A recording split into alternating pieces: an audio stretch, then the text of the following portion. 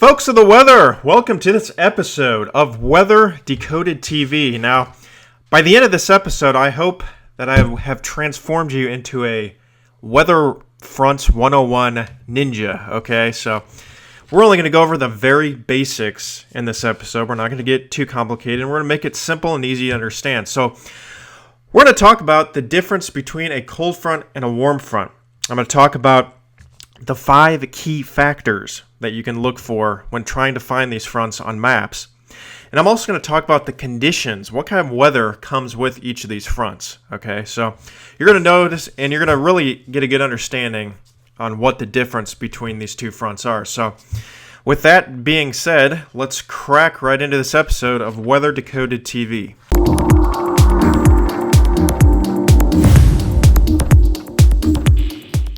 All right, so first and foremost, we got to answer the question, what the heck is a front? And a front is essentially a line between two different air masses. So say we got some warm air over here. We got some cold air over here. Now, if you haven't seen my air masses video, I'll post a link on this video right here so you can just click on it. It'll give you a good understanding of what air masses are, so this might make a little bit more sense, okay? So it's a pretty short video. It should make a lot more sense. So let's say we have got cold and dry air over here. So it'd be continental polar air over here. And over here we got warm, moist air, which would be like Mediterranean tropical air, okay? So you got two different air masses, and in between marks the front, essentially, okay? It's the front of the air mass. So you get your front on the front side of the air mass, like over here-ish. It marks the leading edge, okay? And so that's basically what the difference between a cold front and a warm front is. Now, fronts can move around, okay? These aren't stationary fronts. They're cold fronts and warm fronts. They'll be moving around. So imagine this scenario. Say this is a little divider line between two different air masses, okay? And south of this line, we have warm and moist air. Okay, something you would see maybe with a warm front.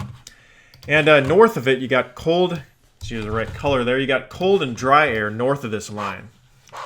So everything north of this is cold and dry. And this is our compass, obviously. So this is north up here. This is north, and below it is south. So it's all filled in with a different air mass. Down here, it's warm and moist. Up there, it's cold and dry. Okay. So by looking at this line, where would the cold fronts and warm fronts be? Can anyone guess? Well, that's too hard to distinguish yet. Right now, we don't know. The key factor into knowing whether it's a cold front or a warm front here is where the air mass is headed. Let's say the air mass is moving down over here. The cold air is moving down this way. And the warm air is just kind of sitting there. It's not really moving up. It's just sitting there. Or if it's moving up at a slower rate than the cold air is moving down. Now let's say over here, the warm air is moving up at a faster rate than the cold air is moving down. It's just kind of sitting up there. It's not doing much. So where would the warm front and cold front be? Well, the cold front is going to be over here, if you guessed. Because the cold air is moving faster than the warm air. So it's moving into the warm air at a lot faster speed. On this side, you'd get the warm front. Use the right color. You will get the warm front over here because the warm air is moving up faster than the cold air is moving down. In fact, the cold air might not even be moving down. It might just be steady. So the warm front's kind of taking over that way. So if you see the air mass quickly moving up or quickly moving down, that's probably the indication that there's a front nearby. So that's essentially describing the differences between a warm front and a cold front in terms of motion. All right, now, so if we were to look at warm fronts and cold fronts sideways, horizontally, we would see that cold air sits below warm air. Warm air sits above cold air, okay? And why is that the case? Well, warm air and cold air have different densities. This is maybe the most important thing of the lesson. And this relates to the thing I call my oil over water idea. Okay, so suppose we've got a cup of water. Well, let's just say we have a cup here. Okay, nothing's inside of it. But let's decide that we add some water inside, okay? So you got water down here, right? Now, let's say we add a few teaspoons of oil into it. What you'll notice is after a while, the oil will sit above the water, kind of like that. Now, why is that? Well, water is more dense than oil. So water is going to sit below the oil, and oil is going to sit above the water. Now, sometimes it'll, at first when you pour it in, it might be a little bit mixed in, but after a while, that's how they will situate each other. So let's imagine that we have a cup, and we pour cold air into the cup. Okay, the cold air is going to be kind of in this area. It's going to sit at the bottom of the cup. Now let's pour some warm air into the cup. After a while, the warm air is going to sit above the cold air because warm air is less dense than cold air. So warm air is going to want to go up and sit above the cold air, and the cold air is going to want to go down and sit below the warm air. Why is cold air more dense than warm air? Well, cold air, imagine we have a little bit of little molecules here, okay? And these are cold air molecules over here. They're usually a lot closer to each other. They're moving around very slowly. They don't have as much energy, these molecules. They're very close to each other. They're compact. Now imagine we have some warm air molecules over here. They're a little bit farther apart. They're moving much faster, okay? They're spread a lot farther apart. So the density over here is a lot less than the density over here. So the cold air, just imagine it as just kind of a blob, is going to sink below the warm air. Okay, it's going to go down here. The same can be said with dry and moist air. Dry air is more dense than moist air. So if you get cold, dry air, hey, it's going to be a lot more dense than warm, moist air. And that typically happens behind cold fronts. So that actually adds to the effect. So this is how fronts work. Now I'm going to show you now how this looks if we were to look at the fronts sideways. Okay, so using what we've known so far, we can put this together and examine the anatomy of a front. So what I've drawn out here is grass. I've really practiced my artist skills here. So we got some grass down here, and then above that we got the sky. So imagine this green line as the horizon. Okay, so we're looking kind of at a landscape here. Now imagine a front, a big bad cold front is headed to our little landscape here. So here's our cold front. This is on the surface. Keep that in mind. This is right on the grass. And it's headed this way. It's going to the east. So what's that going to look like? Okay, if we're looking sideways at it. Well, imagine the line of cold air goes up something like this. Okay? It goes something up like that. It's moving this way. Remember, cold air is less dense than warm air, so it's going to look something kind of like that. So behind, if you go farther west, the cold air is going to actually be located from the surface all the way up to high in the atmosphere. Now, why is that the case? Well, what happens is when the front moves to the east, the cold air, the cold dense air, the warm air is going to be lofted above it. Why? Well, because warm air is less dense than cold air. So it's going to be pushed above it like that. Okay? So the warm air is just going to kind of go right up this front like that. And as the air mass moves to the west or the east, it will become deeper over time. Okay? Just like as you see here, it'll be much colder. And the warm air is going to be located a lot farther up over time. So, what's behind this cold front? Well, it's cold, dry air typically a lot of the time. Another thing you can get is thunderstorms that develop along this front. Why? Because the warm air is getting lofted up. It's acting as lift to lift warm, moist air up into the atmosphere. And usually with the atmosphere, it's cooler just farther up in general, so it'll condense and you'll get some thunderstorms to occur, or rain showers. But these are typically located right on the leading edge of the front or maybe just a little bit behind it, so keep that in mind. Okay, now let's try to find a warm front and examine what a warm front looks like. And it's a little bit trickier than a cold front, but we'll make this as simple as possible. Remember now, when you get warm air, it's going to kind of look like this. It's going to get lofted above cold air. So imagine over here, we just got a bunch of cold air just kind of sitting around. It's hanging around over here, just kind of like that, all right? Remember now, a front will mark the leading edge of an air mass, and the front's typically moving faster than the air mass ahead of it. So this cold air isn't really moving, it's just sitting there. This warm air is moving, okay? And remember, warm air is less dense than cold air, so it's going to kind of slope up over time like that when it interacts with that cold air. So it's moving, it's on the surface, and then it gets lifted because it doesn't want to be below the cold air. It wants to be above it. So where's our front? Well, a front on our surface, our warm front, when it's located on the surface, is going to be farther back. It's going to be back here. Okay, see how it's on the surface back here? So this is where our warm front's going to be when we're trying to find it on the surface. So if you're outside and it goes from cold to warm really fast, you probably are somewhere over here-ish where that warm front is on the surface. Okay, so I'm not going to color all that in, but that's where our warm front's located. So you might have thought maybe it's located over here, but that's not on the surface. It's actually above the cold air. Okay, so the warm front located in this area of the atmosphere would be located kind of in this area right here.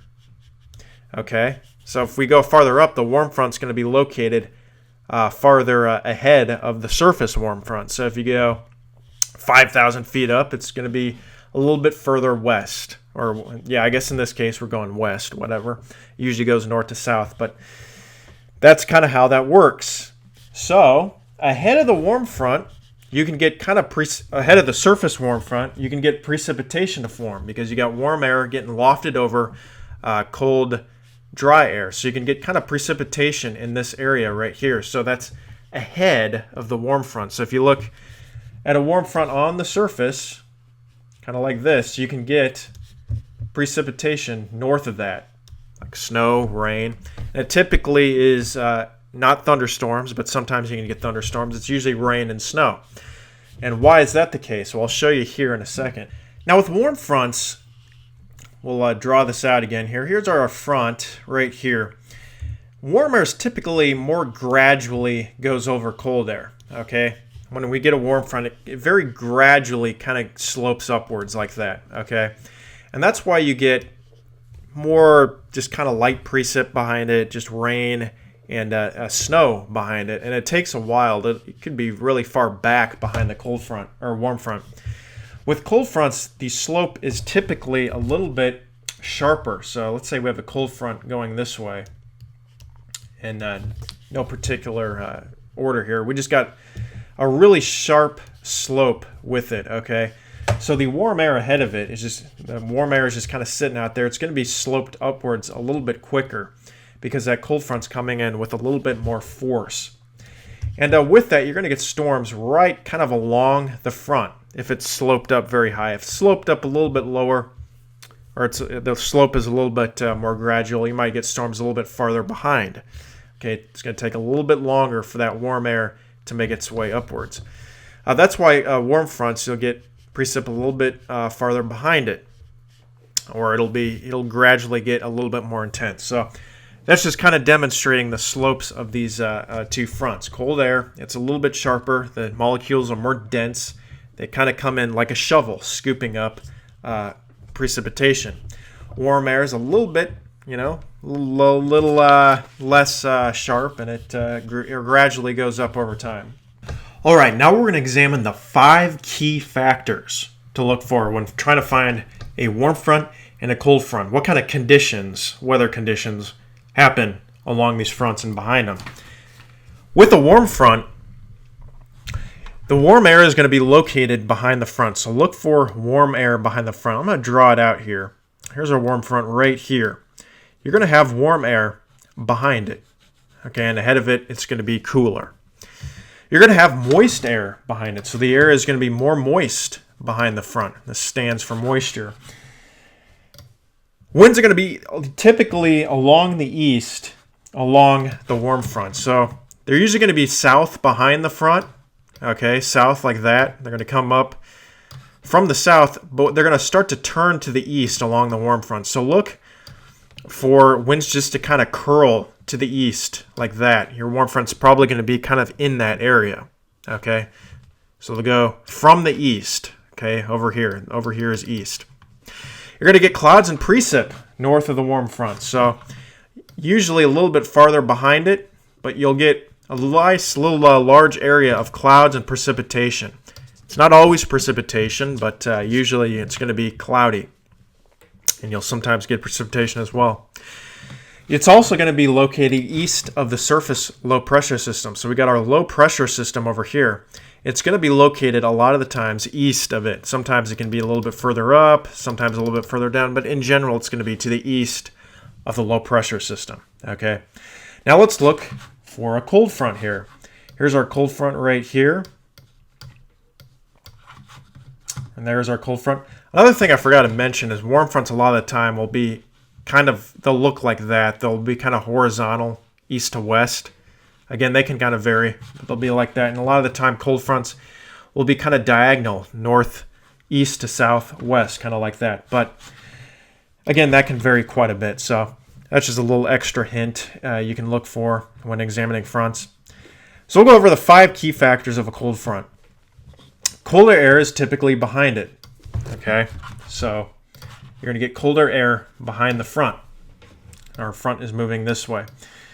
Drier air is typically behind the front. So we'll use maybe like yellow for dry air. So it's going to be cool and dry behind the front. So look for lower temperatures and lower moisture, dew points, whatever you want to use for moisture. Winds are typically from the northwest behind the front. Again, this can vary, but usually from the northwest. So we'll be coming out like that. And ahead of it, it's usually from the southwest or maybe southeast. Okay, so you see a sharp change in the wind direction a lot of the time. Thunderstorms or precip are typically right along the front, okay, or just behind the front. And a lot of the time they're thunderstorms, unless it's the winter. Obviously, that isn't going to happen. But you'll get storms and precipitation usually right along the cold front or very close to the leading edge. It's also west of the surface low pressure system. So here's our low pressure system. It's typically to the west of the low pressure system. So those are some key factors you can use when trying to find a warm front and a cold front and the conditions, the type of weather conditions that happen along and behind the front. Now we're going to put it all together. We're going to make a surface low pressure system and we're going to see how it all comes together.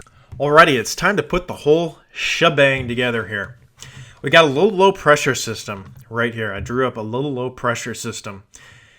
And so we're going to try to find the fronts here. Okay, so we got south winds over here. We got east winds over here, and we got northwest winds over here. And this is our dividing line between 2 different air masses. Down here, it's warm. Okay, it's warm down here, warm and moist. And behind it, it's going to be cool. It's going to be cool and dry behind it. So where's our fronts located? Well, because we got warm air up here and warm moist air down here, and up here it's just kind of cool and it's just kind of sitting, our warm front's going to be located over here. It's on the east side of the low pressure system as well. Okay, so here's our warm front. And our cold front is going to be located back here because this air is moving faster than the air ahead of it. So the cold front is going to be back over here. This is where our cold front's going to be. And so behind it, you're going to get cold, dry air. You're going to get northwest winds flowing down like that. You're probably going to get some storms right along it a lot of the times or just behind it. So there's our storms. And it's generally to the south or to the west of the surface low pressure system. Now, a warm front, it's to the east of the surface low pressure system. We get winds that turn to the southeast, kind of like that. And usually go kind of from the east along the warm front. We get warm, moist air south of the warm front. And we're going to get clouds and precipitation north of the warm front, especially farther north from the warm front. So that's kind of typically how it's going to look on a surface low pressure system. So I hope you enjoyed today's video. If you want to learn more about these fronts, I've actually made an additional video where I will literally go on a surface map with that shows temperatures and precipitation and all that type of stuff, an actual weather map.